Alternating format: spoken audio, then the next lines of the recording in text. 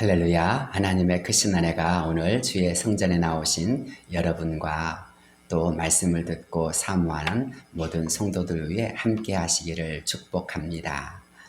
저는 오늘 여러분과 함께 사도행전 20장 7절에서부터 12절까지의 말씀을 중심으로 어떤 자세입니까? 라는 제목을 통해 하나님의 은혜를 나누고자 합니다. 오늘 우리가 읽은 성경 말씀은 사도 바울의 3차 전도 여행 중 드로아라는 곳에서 있었던 일입니다.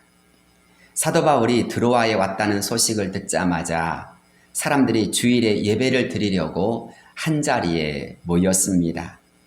7절 말씀에 있는 그 주간의 첫날에 우리가 떡을 떼려 하여 모였더니 라는 말은 주일에 성찬식 있는 예배를 드리기 위해 모였다는 뜻입니다. 그런데 사도 바울을 중심으로 한 예배는 여느 날과 매우 다른 예배였습니다. 본문 7절 중간부터의 말씀을 보면 바울이 이튿날 떠나고자 하여 그들에게 강론할세 말을 밤중까지 계속하매 라고 했습니다. 아마도 사도 바울은 이제 이곳을 떠나게 되어지면 언제 그들을 다시 만날 수 있을까 생각하여서 낮부터 밤늦게까지 부흥 집회가 계속된 것 같습니다. 사도 바울이 누구입니까? 전도하는 일에나 교회를 세우는 일에 있어서 그 누구보다 뜨거운 열정의 소유자였습니다.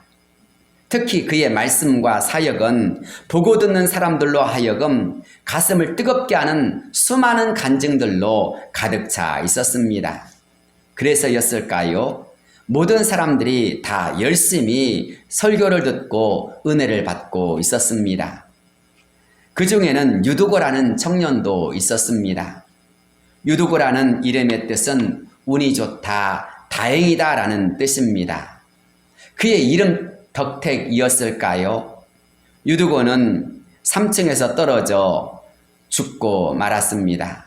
그런데 다행히도 사도 바울이 기도하여 살아나게 되었습니다. 그런데 이런 본문이 우리에게 전하고자 하는 말씀의 중심은 무엇입니까? 보는 관점에 따라서 다양하게 말씀할 수도 있을 것입니다. 사도 바울의 입장에서 열정적인 사도 바울의 사역에 대해 말씀할 수도 있고 유두고가 다시 살아났다는 것을 중심으로 하여 말씀을 전할 수도 있을 것입니다. 그렇지만 오늘 저는 그것보다 전혀 다른 관점에서 하나님의 말씀을 나누고자 합니다. 바로 하나님의 말씀을 들을 때는 그 듣는 자세가 너무나 중요하다라는 그런 주제입니다. 유두고를 보십시오. 유두고가 왜 3층에서 떨어지고 말았습니까? 첫째는 창에 걸터 앉아 있었기 때문입니다. 창에 걸터 앉았다고 하는 것은 정상적인 자세가 아닙니다. 창에 걸터 앉아 있는 것은 안에 들어와 있는 것도 아니고 그렇다고 바깥에 있는 것도 아닌 상태입니다. 창문에 걸터 앉아 있으면 안에서 벌어지는 일에 관심을 가질 수도 있지만 거의 대부분은 바깥을 쳐다보게 됩니다. 그렇다 보니 집중력에 문제가 생길 수 있습니다. 아니, 창문에 걸터 앉아 있으면 다른 일에 빠지기 쉽습니다.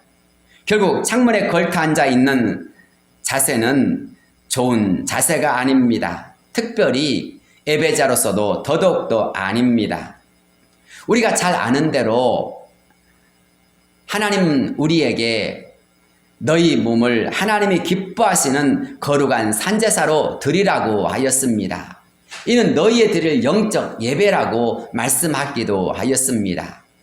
우리의 몸을 거룩한 산제사로 드려야 된다면 특히나 더 예배 시간에 우리의 몸, 우리의 마음을 더 각별히 주의해야 할 필요성이 있는 것입니다.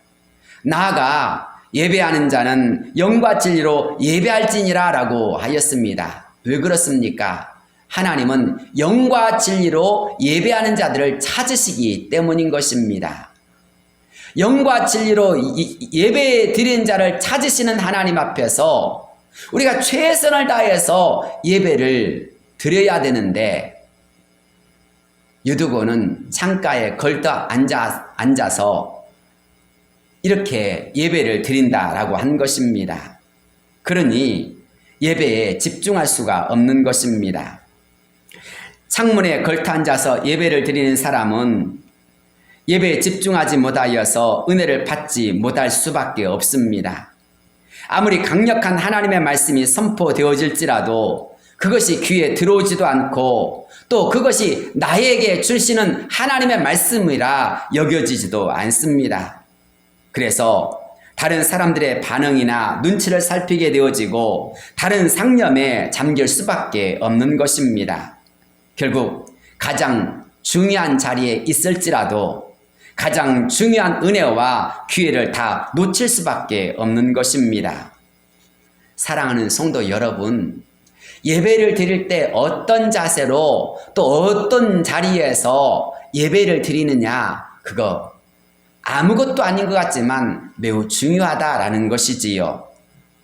그래서 어떤 목사님은 이렇게 말씀하기도 합니다. 아무리 예배 시간이 늦었을지라도 되도록이면 앞자리에 와서 앉아라. 왜 그래야 되는가? 라고 물으니까 그래야만 예배에 집중할 수 있고 그래야만 사탄이 틈타지 않는다는 것입니다. 예배 시간에 늦었다고 해서 저 뒤에 앉게 되어지면 자칫 잘못하면 그냥 왔다가 가버리는, 인사만 하고 왔다 가버리는 사람이 될 수 있다는 것입니다. 그러나 예배를 진심으로 드리고 또 은혜를 받기를 원한다면 늦었을지라도 비록 송구한 마음이라 할지라도 조금 고개를 숙이면서 앞자리를 와서 예배를 드리면 그때 하나님은 그 중심을 보시고 더 큰 은혜를 주신다라는 것입니다. 흔히 이런 말도 합니다. 앞자리는 금자리, 뒷자리는 동자리라고 합니다. 그런데 그것이 성경 어디에 쓰여 있습니까? 성경 아무리 살펴봐도 그런 말씀은 없습니다. 그런데 제가 목회자가 되어서 예배를 인도할 때나 또는 부교육자 시절에 예배를 드리다 보면 분명 엄청난 차이가 있음을 보게 됩니다. 분명 앞자리에서 예배를 드리는 사람들과 뒷자리에서 예배를 드리는 사람, 흐트러진 자세로 예배를 드린 사람과 정자세로 예배를 드린 사람은 너무나도 다름을 보게 되어집니다. 앞자리에서 예배를 드릴 때랑 뒷자리에서 예배 드릴 때랑 너무나 다릅니다. 누구보다 더 사모하고 누구보다 더 간절하고 누구보다 더 집중해서 예배를 드리는 것을 볼 수 있습니다. 그래서일까요? 앞자리에 앉아있는 사람은 얼마나 예배를 사모하고 얼마나 최선 다해서 예배에 집중하는지 모릅니다. 그렇다 보니 어떤 문제가 있어도 빨리 해결되어지고 또 그만큼 기쁨이 충만하고 은혜가 충만한 것을 볼 수 있습니다. 목사님 바로 밑에서 예배를 드리게 되면 다른 생각할 수가 없습니다. 앞자리에 앉아 있다 보니 졸 수도 없고 한눈을 팔 수도 없습니다.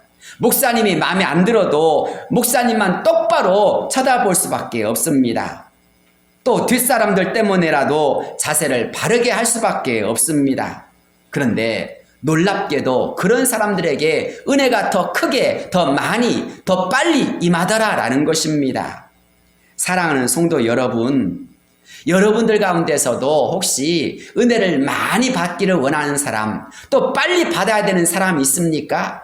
그렇다면 앞자리를 사모하고 앞자리 가장 중앙에 와서 은혜 받으려고 최선을 다하시기를 바랍니다.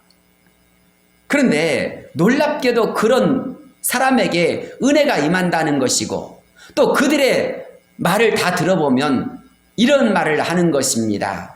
목사님이 다 나 들으라고 하는 것 같습니다. 내가 그 말씀을 그전에도 늘 들었는데 오늘만큼은 너무나 다릅니다. 그 말씀이 내 가슴을 설레게 하고 그 말씀이 나의 가슴을 뜨겁게 합니다. 그 말씀이 나에게 이렇게 은혜가 되고 이렇게 정말 기쁨이 될 줄 몰랐습니다. 1시간이나 2시간 동안 설교했는데도 10분밖에 안 한 것처럼 예배가 달콤하다는 것입니다. 그런데 늦게 왔다고 체면 차리고 맨 뒤에서 예배를 드리면 10중 8구 조는 사람이 많습니다. 아니, 자세도 흐트러지는 사람이 너무나 많이 있습니다. 어떤 사람은 아예 잠잘 준비를 하고 이렇게 하는 사람도 있습니다. 그렇다 보니 예배 시간에 자연 예배의 방관자가 되거나 구경꾼이 될 때가 많이 있습니다. 어떤 사람은 누가 왔나, 목사님이 어떤 설교하나, 그런 감시자처럼 이렇게 오는 사람도 있습니다. 사랑하는 여러분, 우리가 예배를 드릴 땐 최선을 다해서 예배에 집중하고 예배를 사모하는 마음으로 나가야 할 줄로 믿습니다. 영과 진리로 예배하는 자를 찾으시는 하나님 앞에 우리가 거룩한 산제사를 드리는 자가 되어야 할 줄로 믿습니다. 그런 사람들은 하나님의 말씀을 하나도 놓치지 않습니다. 최선 다해서 하나님의 말씀에 집중하고 하나님의 말씀을 귀담아 들으려고 합니다. 하나님께서 소돔과 고모라성을 심판하실 때 롯의 사위나 롯의 아내를 생각해 보십시오. 롯의 사위들은 하나님의 심판의 말씀을 들었음에도 불구하고 그때 그 말씀을 어떻게 하였습니까? 귀담아 듣지 않았습니다. 성경을 보면 하나님의 말씀을 농담으로 여겼다라고 하였습니다. 하나님이 농담하신 분이 아님에도 불구하고 그들은 하나님의 말씀을 농담으로 여긴 나머지 순종하지 않았습니다. 결국 소돔과 고모라성과 함께 멸망하고 말았습니다. 그런데 롯의 아내는 어떻습니까? 절대로 뒤를 돌아보지 말고 산으로 도망하라고 말씀했던 하나님의 말씀을 온전히 순종치 않고 뒤를 돌아보았다가 소금기둥이 되어버리고 말았습니다. 정말 잘 빠져나왔는데 그럼에도 불구하고 도중에 순종치 않음으로 말미암아 불행한 자가 되고 만 것입니다. 사랑하는 성도 여러분, 온전히 하나님의 말씀에 집중하고 하나님의 말씀을 내 것으로 받아들이는 사람은 복을 받게 되어 있습니다. 그러나 그것을 농담으로 여기거나 때로는 온전히 순종치 아니하게 되어질 때에 화가 임한 것입니다. 믿음이란 무엇일까요? 믿음은 좋은 편을 택하는 것이고 믿음은 하나님 편으로 기울이는 것입니다. 창문에서 걸터 앉아 있지 말고 내려와야 합니다. 내려오되 바깥쪽이 아니라 안쪽으로 내려와야 합니다. 바깥쪽은 세상 소리가 들리는 쪽이고 안쪽은 하나님의 말씀이 잘 들리는 쪽입니다. 바깥쪽은 세상의 논리와 생각이 지배하는 곳이고 안쪽은 양심과 믿음이 지배하는 곳입니다. 여러분, 진짜로 여러분의 영혼이 살기를 원하십니까? 은혜가 충만하고 성령이 충만하기를 원하십니까? 그렇다면 안쪽으로 더 가까이 나가시길 바랍니다. 은혜가 역사하는 자리일 것입니다. 하나님이 나를 기다리시는 자리일 것입니다. 거기에서 반듯한 자세로 누구보다 사모하는 마음으로 주님 앞에 나아가면 주님께서 기뻐하시고 큰 은혜를 주실 줄로 믿습니다. 두 번째로 유두고가 창에서 떨어진 이유는 창가에 걸터 앉아 깊이 졸았기 때문입니다. 9절이지요. 유두고라 하는 청년이 창에 걸터 앉아 있다가 깊이 졸더니 바울이 강론하기를 더 오래하며 졸음을 이기지 못하여 3층에서 떨어지거늘 일으켜보니 죽었는지라. 깊이 졸았다는 것은 깊은 잠에 빠졌다는 것을 의미합니다. 아마 코를 골며 잤을지도 모릅니다. 시편 127편 2절을 보면 여호와께서 그 사랑하신 자에게는 잠을 주시는도다 라고 했습니다. 자야 하는 시간에 잠을 잔다는 것은 복입니다. 좋은 잠은 보약 한 채와 같다라고 하였습니다. 그러나 깨어 있어야 할 때 자는 것은 불행한 일입니다. 트럭을 운전하거나 버스나 택시를 운전하시는 분들의 이야기를 들어보면 세상에서 가장 무거운 것이 바로 눈꺼풀이라고 합니다. 승객들이 자기를 힘들게 하는 것도 힘들지만 그것보다 가장 큰 힘은 바로 졸릴 때 눈꺼풀을 올리는 것이라고 합니다. 그것은 일반 자가용 운전자들도 마찬가지입니다. 우리나라 교통사고 원인 중 3분의 1은 졸음 운전 때문에 발생한다고 합니다. 엊그제 제가 경부고속도로를 달리는데 앞차가 갑자기 가드레일을 밟더니 급브레이크를 밟았습니다. 졸았기 때문입니다. 하마터면 큰 사고가 날 뻔했는데 다행히도 차만 좀 망가졌습니다. 그만큼 졸음 운전이 무서운 것입니다. 졸음 때문에 사고가 나서 목숨을 잃기도 하고 다른 사람들의 목숨을 빼앗기도 하기 때문입니다. 그런데 이런 졸음 운전이 비단 운전할 때만 찾아옵니까? 아닙니다. 예배 시간에도 찾아올 수 있고 신앙생활을 할 때에도 찾아올 수 있습니다. 그래서 나도 모르는 순간 영적인 깊은 잠을 잘 때가 있습니다. 영적인 잠을 자게 되면 은혜가 사라지고 믿음이 떨어집니다. 삼손은 자서는 안 될 때 잠을 잤다가 그동안 힘의 근원이었던 머리카락이 들릴날에 의하여서 다 잘려지고 말았습니다. 그 순간 믿음의 영역도 다 떨어지고 말았습니다. 결국 삼손은 소명도 잃어버렸고 받은 은혜도 다 잃어버렸고 능력도 잃어버린 채 비참한 신세가 되어서 블레셋 사람들의 조롱거리가 되고 말았습니다. 그래서일까요? 주님은 제자들을 향하여 시험에 들지 않도록 깨어있어 기도하라고 말씀하셨습니다. 시험은 잠자는 자를 좋아합니다. 마귀는 잠자를 보면 침을 흘립니다. 은혜 시간에 예배 시간에 졸지 말아야 합니다. 이를 위해서 우리는 어떻게 해야 합니까? 예배를 잘 드릴 수 있도록 최상의 컨디션을 가지고 교회에 올 수 있도록 해야 합니다. 예배를 미리미리 준비하십시오. 좋은 컨디션을 만드는 것도 하나님 보시기에 아름다운 일입니다. 그만큼 예배를 사모하고 그만큼 하나님 앞에 헌신한다는 또 다른 반증이기 때문인 것입니다. 사랑하는 성도 여러분, 무엇이든지 예배를 향한 준비에 최선을 다함으로 말미암아 저와 여러분의 예배가 살아나고 저와 여러분의 신앙이 살아나는 역사가 이루어지기를 바랍니다. 참새는 아주 작지만 잡을 수가 없습니다. 불과 몇 미터 밖에서 곡식을 쪼고 있을지라도 도저히 잡을 수가 없습니다. 돌을 던져도 잘 잡히지가 않습니다. 저희의 고향집은 담장이 나무 울타리로 되어 있었습니다. 참새떼가 얼마나 많이 날아오는지 모릅니다. 그냥 줄잡아 세어봐도 1000마리가 넘을 정도였습니다. 눈을 감고 대충 던져도 그 많은 참새 중 한 마리는 돌에 맞을 것 같은데 전혀 그렇지 않았습니다. 그렇게 해서 잡은 참새는 한 마리도 없었습니다. 그런데 참새를 잡는 방법이 있습니다. 밤이 되기를 기다립니다. 밤이 되면 참새들은 초가집 추녀 속에 집을 짓고 잠을 잡니다. 그땐 손전등을 비추어도 날아갈 생각도 하지 않습니다. 사랑하는 여러분, 성도는 깨어 있어야 합니다. 깨어있는 한 그 어떤 마귀의 돌팔매질에도 벗어날 수 있는 것입니다.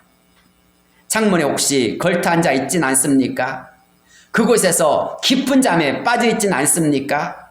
말씀으로 깨어 있어야 합니다. 그래야만 우리의 자세가, 우리의 중심이 살아나서 정말 하나님 앞에 은혜를 받을 수가 있는 것입니다. 그렇지 않으면 떨어질 수밖에 없습니다. 떨어지면 곤란합니다. 잘못 떨어지면 사람의 목숨을 잃을 수도 있습니다. 그래서 떨어진다는 것은 별로 좋은 일이 아닙니다. 세상에 물가가 떨어졌다는 것은 좋은 일이지만 지갑에 돈이 떨어졌다는 것은 별로 좋은 일이 아닙니다. 아이들의 이마에서 열기가 떨어지거나 감기가 떨어졌다는 것은 좋은 일이지만 아이들이 놀이터에서 놀다가 높은 곳에서 떨어지면 몸을 다칠 수밖에 없습니다. 학생들은 성적이 떨어지는 것을 두려워하고 직장인은 승진에서 떨어지는 것을 매우 불안해합니다. 그런데 신앙인은 어떻습니까? 나의 신앙이 떨어지는 줄 모르면서 거기에 무관심한 사람들이 얼마나 많이 있는지 모릅니다. 예배 시간에 졸거나 예배 시간에 마음이 흐트러져도 그것이 얼마나 중요한 문제인지 전혀 생각하지 않습니다. 나의 신앙이 식어지고 나의 삶 속에서 영적인 은혜가 사라지는데도 불구하고 그것에 대해 무관심하고 있다면 우리는 철저하게 주의할 수 있어야 합니다. 빨리 돌이킬 수 있어야 합니다. 신앙생활을 하다 보면 우리도 가끔은 믿음이 떨어지는 것을 경험합니다. 아니, 내 옆에 있는 사람의 믿음이 떨어지는지 안 떨어지는지는 너무나도 잘 압니다. 믿음이 사라지거나 은혜가 사라진 사람의 특징이 무엇입니까? 허무해집니다. 또는 교만해지거나 무례해지거나 욕심이 가득하여지거나 거짓을 일삼습니다. 심지어 감사와 찬양, 기쁨, 겸손함을 볼 수가 없습니다. 만나는 사람과도 싸울 준비가 단단히 되어 있습니다. 사랑하는 여러분, 은혜가 있는 사람은 어떻습니까? 아무것도 아닌 일에도 얼마나 감사한지 모릅니다. 얼마나 하나님께 기뻐하고 하나님을 찬양하려고 하는지 모릅니다. 얼마나 겸손한지 모릅니다. 은혜가 있는 사람은 그래서 성령의 열매를 맺게 되어집니다. 하지만 은혜가 사라지는 사람들은 나도 모르게 변해버립니다. 그렇게 사랑 많았던 사람이 얼마나 인색해지는지 모릅니다. 얼마나 정이 많았던 사람이 그 마음에서 따뜻함이 사라지는지 모릅니다. 그래서 은혜가 사라진 사람은 시시해지고 초라해질 때가 많이 있습니다. 너무나 인간적일 때가 많이 있습니다. 정말 신앙적이어야 되는데 신앙의 모습은 사라지고 악한 모습이 막 느껴집니다. 사람 냄새가 납니다.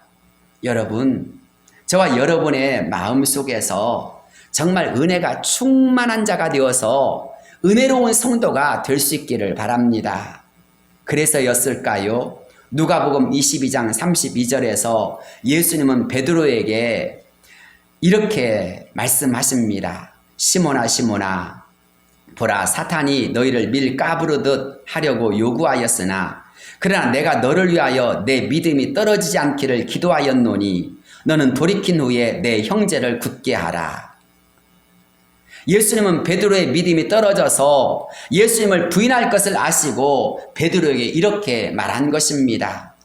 누구보다 열심히 주님을 따르고 누구보다 주님을 사랑한다라고 했었던 베드로였지만 그런 그도 예수님을 모른다고 3번이나 부인하고 믿음이 떨어져서 예수님을 버리고 도망칠 줄을 예수님은 아셨던 것입니다. 그러나 그런 그를 위해서 예수님은 기도하셨고 믿음을 회복한 다음 반드시 다른 형제들을 믿음으로 굳게 세울 것을 부탁하신 것입니다. 사랑하는 성도 여러분, 우리도 하나님의 말씀에서 멀어지거나 또는 은혜에서 떨어질 수 있습니다. 아니, 나의 가족이나 나의 이웃이나 내가 사랑하는 사람이 그럴 수 있는 확률도 너무 많이 있습니다. 그렇기에 섰다고 생각하는 자여 넘어질까 주의하라고 말씀한 것 아닙니까?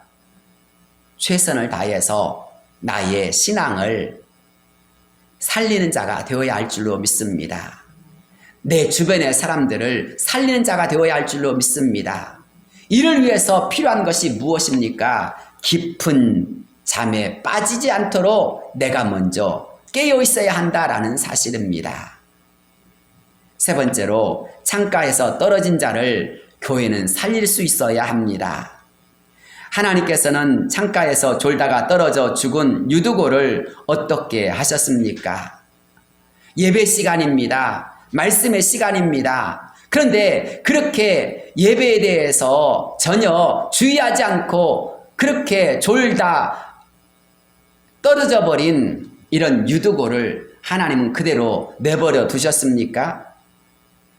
성경을 보면 의사였던 누가의 사망 선고가 내려졌음에도 불구하고 하나님은 그에게 은총을 허락해 주셨습니다. 흔히 사망 선고가 떨어지면 사람은 할 수 있는 것이 아무것도 없습니다.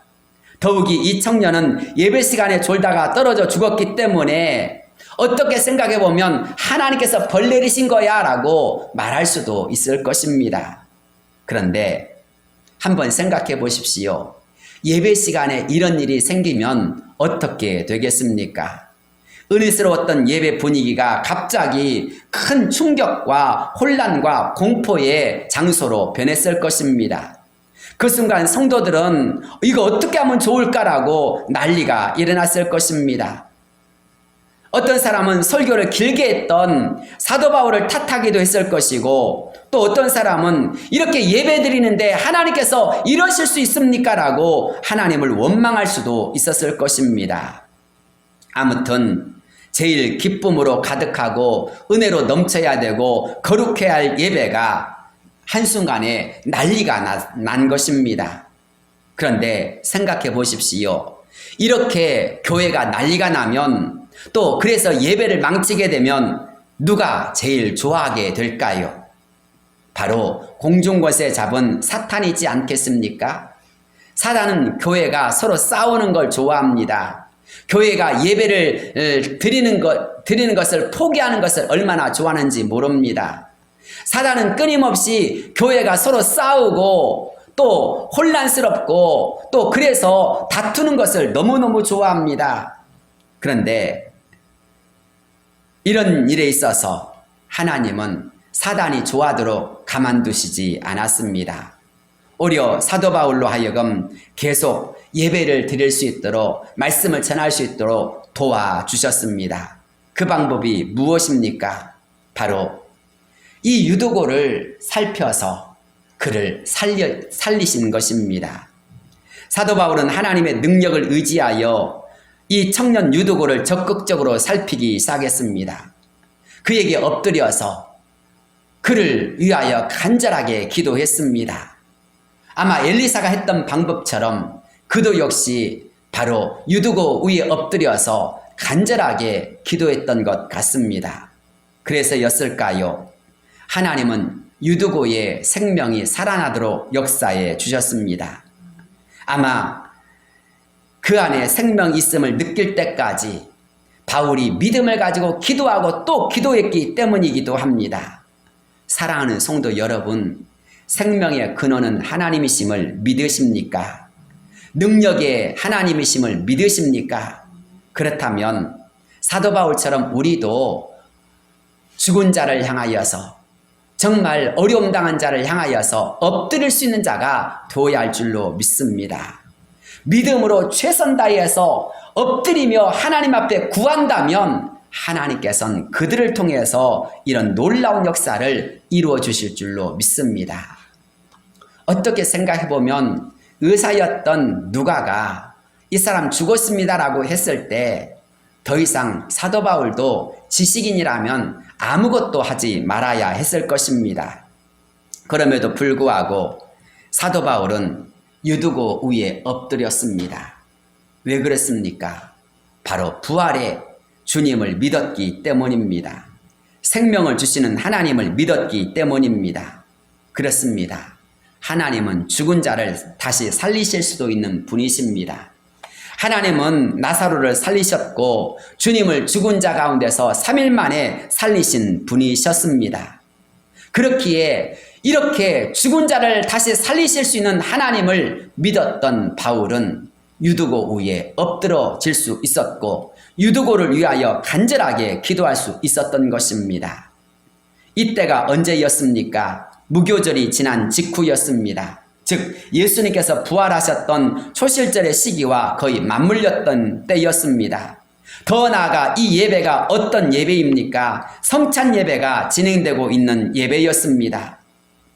성찬 예배는 떡과 포도주를 통해서 부활하신 예수님의 몸과 피를 먹으며 예수 그리스도의 십자가에서 죽음과 부활을 기념하고 우리가 거기에 참여하는 것입니다.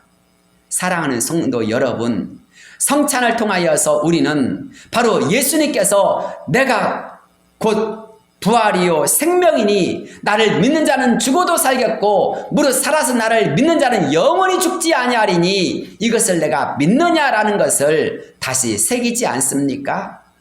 그렇다면 저와 여러분이 온전히 믿음으로 이런 신앙의 역사를 이루며 나가는 자가 되어야 할 줄로 믿습니다. 많은 사람들이 아프기 시작하면 곧바로 의사에게 가봐, 약사에게 가봐 라고 합니다. 그런데 우리 예전에 믿음의 선진들은 어떻게 하였습니까? 너 기도해 라고 할 때가 많았습니다. 왜 그럴까요? 바로 능력의 하나님, 치유의 하나님, 소망의 하나님을 믿었기 때문입니다. 근데 요즘은 의사는 믿어도 하나님은 안 믿는 것 같습니다. 하나님이 의사보다 못한 분입니까? 그건 아니라고 하는 것을 분명히 알고 있음에도 불구하고 예수님 믿는 사람들 가운데서 참된 믿음을 찾기가 너무나도 어렵습니다. 사랑하는 성도 여러분, 우리에게 바로 이러한 부활이요 생명이 그 믿음의 역사가 이루어져야 할 줄로 믿습니다. 사도 바울은 이 믿음의 결과 유두고가 다시 살아나는 것을 모든 사람들에게 증거하였습니다. 그래서였을까요? 사도행전 20장 12절 말씀을 보면 사람들이 살아난 청년을 데리고 가서 적지 않게 위로를 받았더라 라고 하였습니다. 사도 바울은 떠났을지라도 죽었던 유두고가 살아나서 그들과 함께 있음을 보면서 그래, 이 죽은 자를 살리신 하나님이 우리와 함께 하시는데 우리도 이 믿음으로 나가야지, 이 기도로 나가야지 하고 그렇게 그들은 다시 믿음의 용기를 가진 것입니다. 사랑하는 성도 여러분, 설교를 듣다가 떨어져 죽은 청년마저도 다시 살려내며 거룩한 성찬 예배를 완성시키는 예배, 이것이 바로 초대교회 예배의 수준이었던 것입니다. 오늘 우리 교회가 바로 그런 예배가 이루어져야 할 줄로 믿습니다. 이것을 위해서 여러분의 가슴이 주님을 사모하고 말씀을 사모하고 은혜를 사모함으로 말미암아 다시 믿음이 살아난 역사가 이루어지기를 바랍니다. 성령으로 충만케 되어진 역사가 이루어지기를 바랍니다. 그런데 지금의 상황과 드로아에서의 성찬 예배의 상황은 매우 유사합니다. 왜냐하면 밤이 깊었기 때문입니다. 이 세상 역시 얼마나 어두워질 대로 어두워져 있는지 모릅니다. 이때 교회가 해야 할 일이 무엇입니까? 3층에서 떨어진 자를 살려냈던 그런 바울처럼 바로 우리 교회의 예배당의 불을 밝히는 것입니다.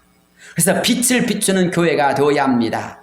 그래서 하나님의 말씀에 그래서 영적으로 잠들어 있는 사람들을 깨워 나가며 죽어가고 있는 영혼들을 살릴 수 있는 교회가 되어야 합니다. 지금의 현상을 잘 보십시오. 유럽에서는 러시아가 전쟁을 일으키고 우리나라에서도 코로나19 감염자가 하루에 25만 명을 넘는 이때에 또 울진에서는 산불이 발생하여서 삼척, 동해, 강릉까지 확산되는 것을 보면서 우리는 정신을 차려야 합니다. 깨어 있어야 하는 것입니다. 전국이 날리고 전 세계가 날리기 때문인 것입니다. 이러한 때에 영적으로 깨어 있는 자만이 하나님의 은혜를 사모하고 진정으로 하나님 없이 살 수 없다라고 고백하는 사람이 되는 것입니다. 아니, 그런 사람에게 주님은 역사하고 그런 사람을 통해서 주님은 일하시기 때문인 것입니다. 사랑하는 성도 여러분, 영적으로 영원히 잠들려고 하는 사람이 있다면 우린 그 심령을 반드시 살려내야 합니다. 그 일을 우리 교회가 감당해야 할 줄로 믿습니다. 저와 여러분이 그런 심령들을 어떻게 살려낼 수 있을까요? 말씀으로, 기도로 우리가 힘있게 나간 자가 되어야 할 줄로 믿습니다. 은혜 있는 자만이 영혼을 살릴 수 있고 진정으로 하나님을 믿고 나간 자만이 그런 일을 감당할 수 있는 것입니다.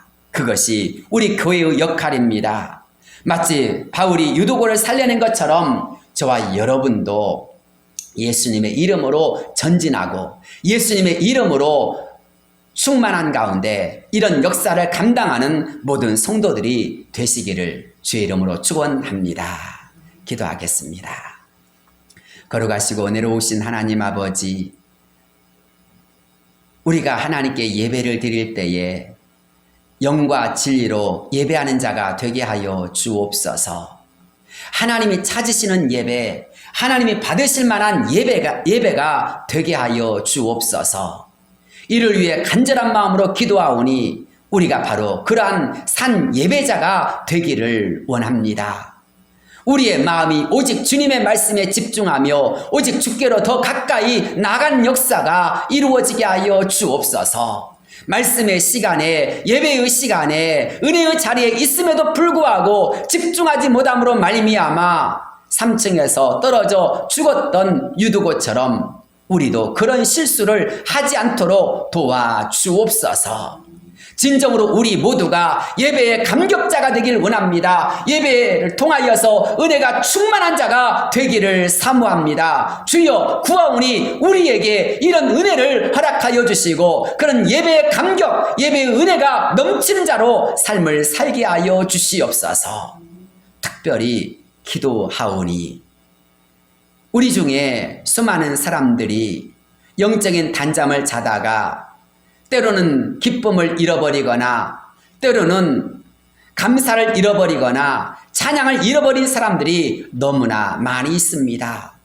주님, 그래서 어느 순간 그들의 영이 죽어버리며 그들의 신앙이 죽어버린 것을 볼 때에 너무나 안타까움을 금할 수가 없습니다. 주님, 간절히 기도하오니 우리 중에 죽어가는 영혼들을 긍휼히 여겨 주옵시고 그들을 살리는 역사가 일어나게 하여 주옵소서. 기도로 살리기를 원합니다. 찬양으로 살리기를 원합니다. 말씀으로 살리기를 원합니다. 주여 저희에게 영혼을 책임질 수 있는 구령의 열정을 허락하여 주시옵소서. 또한 우리 교회가 이런 사명을 잘 감당함으로써 주의 기쁨이 되어지며 주님의 뜻을 이루어갈 수 있는 교회가 되게 하여 주시옵소서.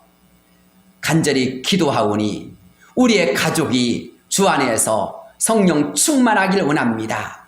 우리 가족들마다 기도가 살아나며 은혜가 넘친 역사가 이루어지기를 원합니다.